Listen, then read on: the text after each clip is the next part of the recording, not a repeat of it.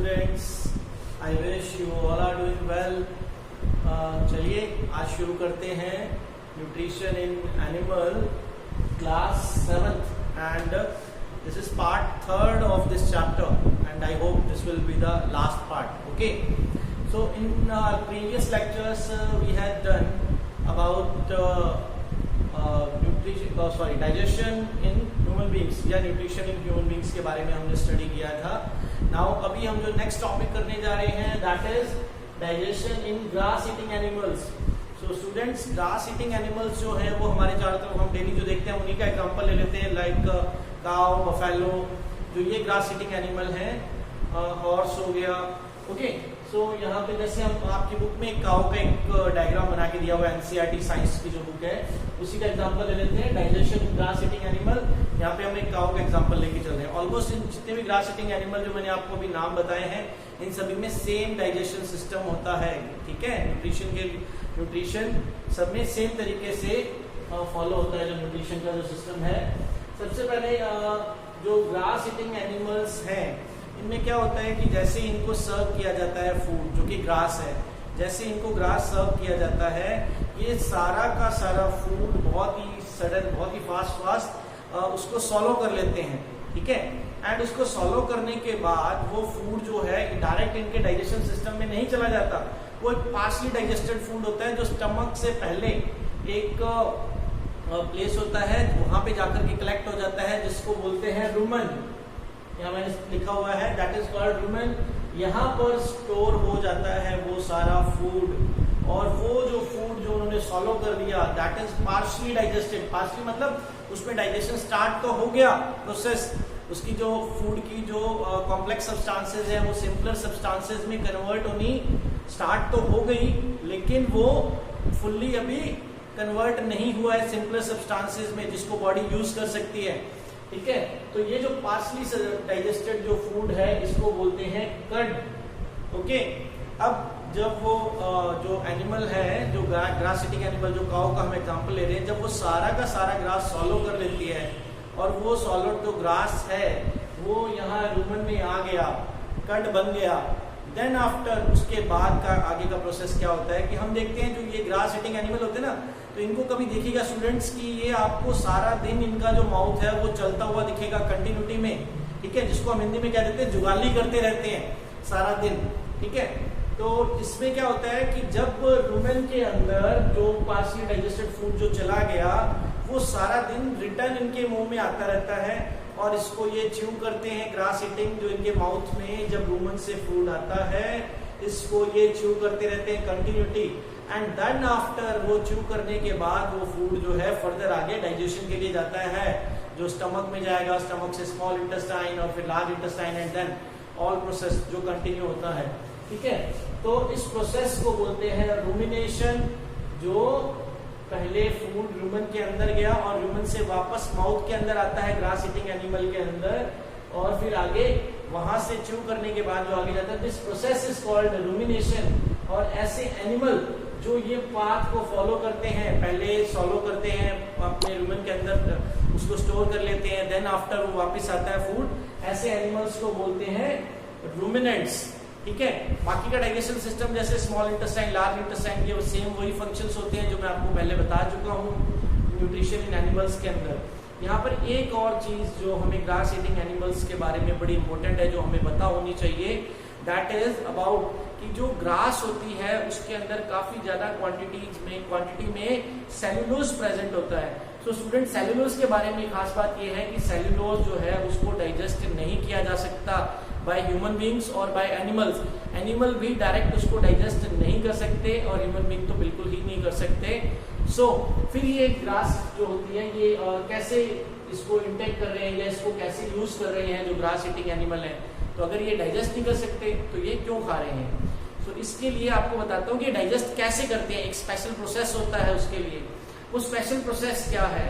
ठीक है, क्या होता है ये जो सेल्यूलोज है, जब ruminants have a sac like structure between the small intestine and large intestine.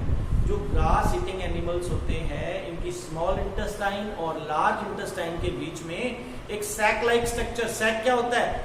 जैसे वो पुराने जमाने में आपने जो सीरियल्स वगैरह देखते हैं बच्चों वाले जिनमें वो अशरफियां वगैरह डालते हैं, पोटली, ओके, तो ये एक सैक लाइक स्ट्रक्चर होता है। ये सैक लाइक स्ट्रक्चर के अंदर कुछ स्पेशल बैक्टीरिया होते हैं जो सेल्यूलोज को डाइजेस्ट करने में हेल्प करते हैं। So this provision is only present in the grass eating animal, human beings में नहीं होता, इसलिए ह्यूमन बींग सेल्यूलोज को डाइजेस्ट नहीं कर सकता। सो रूमिनेंट्स किसको बोलते हैं?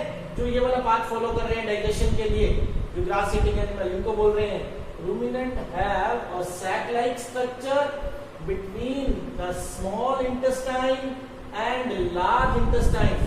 The cellulose of the food is digested here by the action of certain bacteria.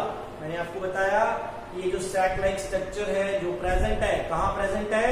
Small intestine और लार्ज इंटेस्टाइन के बीच में। किसके अंदर? एक सैक लाइक स्ट्रक्चर के अंदर। ये हेल्प कर रहा है किस चीज में? सेल्यूलोज को डाइजेस्ट करने में। ओके, यहां जब सेल्यूलोज डाइजेस्ट हो गया उसके बाद का फंक्शन सेम रहता है, बाकी जो फूड है वो अपने सेम प्रोसेस से डाइजेस्ट होता है। एनिमल्स में भी स्मॉल इंटेस्टाइन, लार्ज इंटेस्टाइन, ये सब होता है। सो उससे ये प्रोसेस जो है वो कंप्लीट होता है ग्रास ईटिंग एनिमल्स के अंदर। चलिए नेक्स्ट टॉपिक देखते हैं। नेक्स्ट टॉपिक है digestion in amoeba. Okay, so amoeba के बारे में कुछ एक जो खास बातें हैं पहले मैं आपको वो बता दूं। अमीबा जो है एक यूनिसेलुलर ऑर्गेनिज्म है। यूनिसेलुलर से मतलब सिंगल सेल, एक ही सेल होता है इसमें, ठीक है, वही इसकी एंटायर बॉडी होती है। जैसे अगर ह्यूमन बींग्स की बात करें, human beings are multi cellular organism. बहुत सारे cells, lakhs of crores of cells जो है वो मल्टीप्लाई होते हैं, वो प्लस होकर के एक कंपाइल होकर के एक बॉडी बना रहे हैं। लेकिन इन अमीबा जो है एक ही सेल होता है। So amoeba is a unicellular organism, एक ही सेल होता है। देखिए ये मैंने यहाँ पे ड्रॉ किया है एक अमीबा। इसकी कोई फिक्स शेप नहीं होती है, इसको आप किसी भी शेप में बना सकते हैं, व्हाटएवर शेप। सिर्फ पेन उठाइए, एक क्लोज्ड कोई भी एक शेप ड्रॉ कर दीजिए, दैट इज अमीबा। अमीबा का कोई फिक्स शेप नहीं होता, ये अपनी शेप चेंज करता रहता है कंटिन्यूटी में, ठीक है। अब मैंने आपको, अगर आपको याद हो, हमने जो प्रीवियस चैप्टर रीड किया था उसमें मैंने आपको बताया था कि एक सेल है, एक सेल के अंदर क्या क्या पार्ट्स मेन होते हैं। तो तीन उसके हमने पार्ट्स के बारे में स्टडी किया था। Number 1 nucleus, number 2 cytoplasm and number 3 cell membrane. So वही तीन पार्ट, एक ही सेल है। ये जो बाहर येलो लाइन आप देख रहे हैं दैट इज सेल मेम्ब्रेन। ये यहाँ पे मैंने एक न्यूक्लियस ड्रॉ कर दिया, और ये जो हल्का हल्का लाइट आपको पार्ट दिख रहा है दैट इज साइटोप्लाज्म, ठीक है। एक सेल है, उसके अंदर एक न्यूक्लियस है, साइटोप्लाज्म है, और क्या है? सेल मेम्ब्रेन है ये। देन अब बात करते हैं इसमें डाइजेशन की, इसमें डाइजेशन कैसे हो रहा है। सो स्टूडेंट्स, होता ऐसे है कि जो ये अमीबा है, सॉरी मैंने आपको ये पहले नहीं बताया कि अमीबा मिलता कहाँ पे है।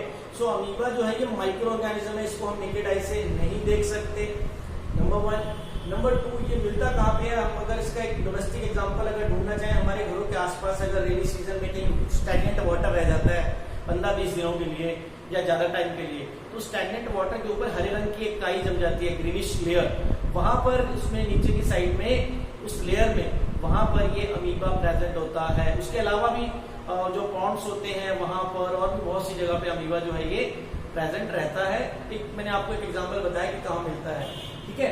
सो इस अमीबा में आप जब ये बता दिया मैंने आपको कि ये वाटर बॉडी के अंदर हमें मिल जाता है, तो ये फूड कहाँ से लेगा? फूड भी वहीं पे लेगा जहाँ पे वो वाटर बॉडी में है, मिल जाएगा इसको कुछ ना कुछ, ठीक है। तो इसका फूड जो है, फूड कुछ भी हो सकता है, इसका कोई ऑर्गेनिज्म भी हो सकता है, कोई प्लांट का छोटा सा पीस भी हो सकता है, कोई पार्ट, ठीक है, दोनों में से कुछ भी हो सकता है। सो अब क्या होगा कि जैसे ही कोई फूड पार्टिकल इस बॉडी के आसपास नहीं आता है, ठीक है, वहां पर ये एक फिंगर लाइक प्रोजेक्शन क्रिएट करता है। फिंगर लाइक प्रोजेक्शन जैसे देखिए मेरा यहाँ पे मैं आपको मेरी फिंगर्स को देखिए इस तरीके से, ये फिंगर्स खुलिए ना जैसे मुंह, तो यहाँ पर भी देखिए एक शेप बन रहा है, ओके। ये फिंगर लाइक प्रोजेक्शन बनाता है जहां पर ये फूड पार्टिकल देख लेता है। फूड पार्टिकल के जैसे ये पास आता है, ठीक है, तो यहाँ पर क्योंकि ये फूड पार्टिकल जो है पानी के बीच में फ्लो कर रहा है, सो विद इसके चारों तरफ जो थोड़ा बहुत वाटर होता है उसके साथ ही ये फूड को इनगल्फ कर लेता है, निगल जाता है अपने अंदर। तो यहाँ पर वो थोड़ा जो इसके चारों तरफ सराउंडिंग में जो वाटर था उसके साथ ही ये फूड पार्टिकल अंदर आ गया। अब देखिए मैंने ये जो फूड पार्टिकल ड्रॉ किया है इसके सराउंडिंग में मैंने व्हाइट कलर का एक लाइन ड्रॉ किया है, दैट इज वो जो वाटर इसके साथ में जो था वो अंदर आ गया। ठीक है, ये बहुत ही इंपॉर्टेंट है। रीजन, ये जो व्हाइट लाइन के जो मैंने ड्रॉ किया है आउटलाइन, ये बीच में ग्रीनिश कलर का एक फूड पार्टिकल मैंने आपको दिखाया है। ये व्हाइट लाइन एक इसके अमीबा के स्टमक के जैसे बिहेव करती है और इसको बोलते हैं फूड वैक्यूल। इसको क्या बोलते हैं? Food vacuole. यहाँ पर स्टमक में क्या होगा? फूड डाइजेस्ट होगा।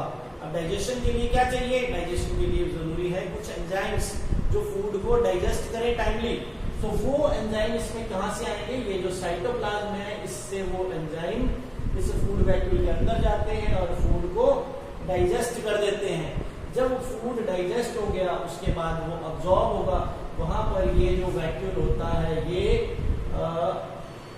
ये वैक्यूल जो है ये ब्रेक हो जाता है। फूड जो है इसकी बॉडी में साइटोप्लाज्म के अंदर फैल जाता है क्योंकि ये सिंगल सेल है और फूड ने कहीं जाना नहीं है, सिर्फ इसी बॉडी को ही, जो एक सिंगल सेल है इसी के अंदर ही इसने जो फूड ने अपना वर्क करना है। फूड की जो भी रिक्वायरमेंट है, चाहे वो इसकी ग्रोथ के लिए है, चाहे वो इसके अंदर एनर्जी को प्रोड्यूस करने के लिए है, व्हाटएवर, तो फूड यहाँ पे इसकी रिक्वायरमेंट को कंप्लीट करता है।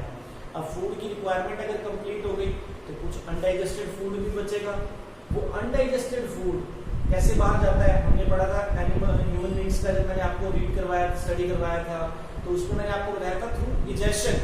बट यहाँ पर तो कोई स्पेशल है ही नहीं, कोई ऑर्गन, स्पेशल ऑर्गन तो कुछ नहीं है।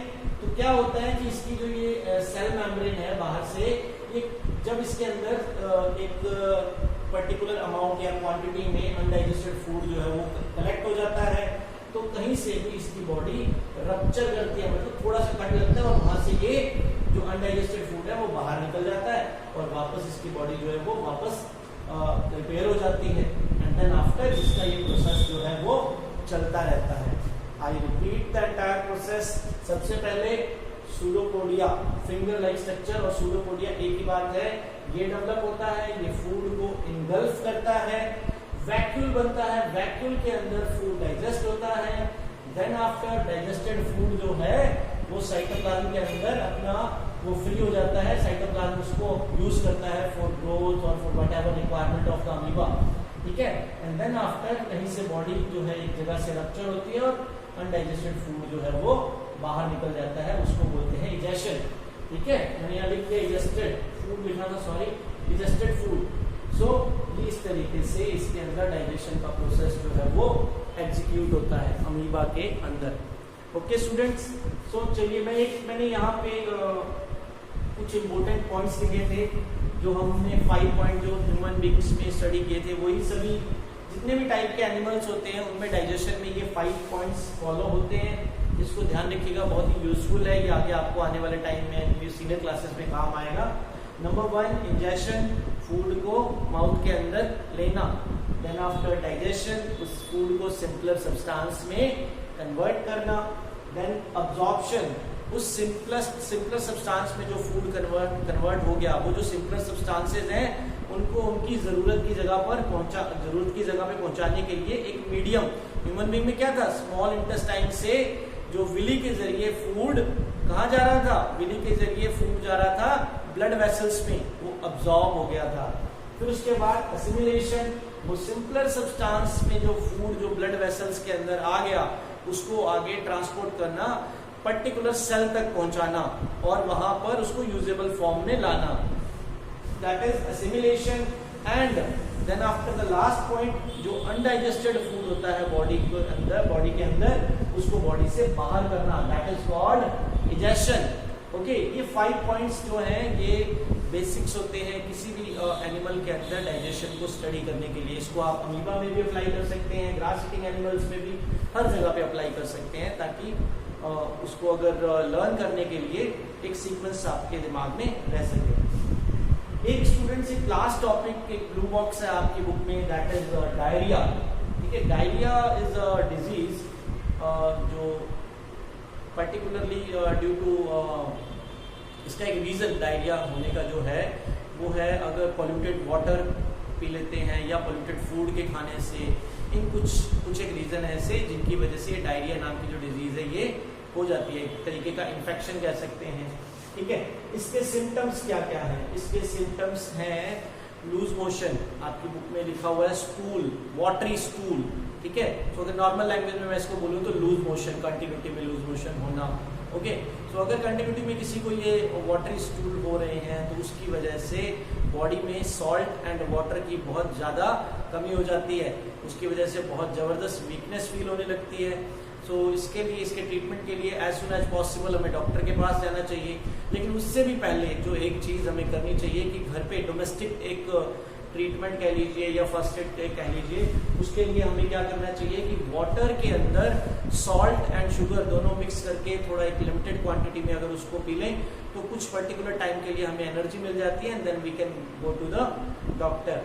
ठीक है, ये डायरिया जो है ये किसी टाइम पे जब इंडिया में हाइजीनिक लेवल पे जो एजुकेशन थी वो बहुत कम थी, अवेयरनेस जो कम थी, तब ये बहुत ज़्यादा बड़ी सिवियर प्रॉब्लम थी, खास करके चिल्ड्रंस में।